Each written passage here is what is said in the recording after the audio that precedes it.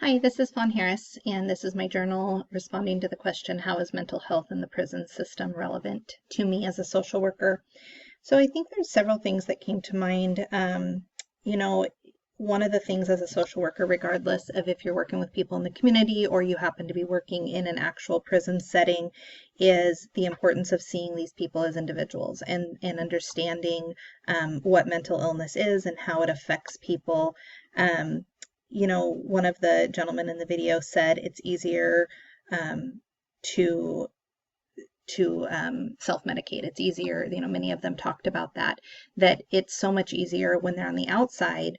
They don't have the services available, and it's easier for them to medicate, and they don't have the ability to even understand how to navigate the systems in terms of where they need to go to get help and following through. And like many of these people were saying, they would have to get on several buses and they would have to go across town and they would have to spend an incredible amount of time and money and resources just to be able to see maybe a doctor for 15 minutes or have their medications refilled.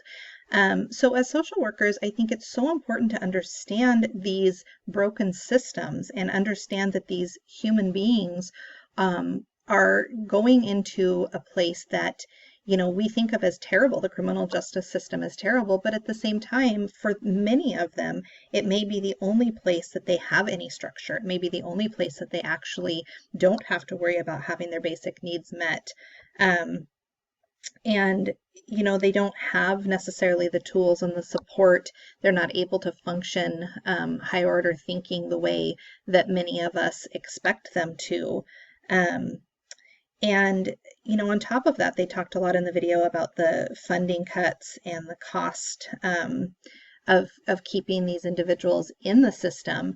But what is broken about these systems is once they are not in the jail or the prison, once they're released, so many of us as social workers may run into these people either in individual therapy or working in hospitals or other settings.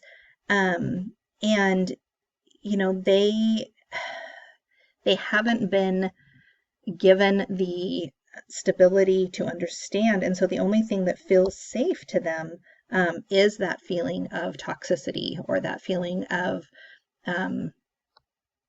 just not being able to be clear-minded.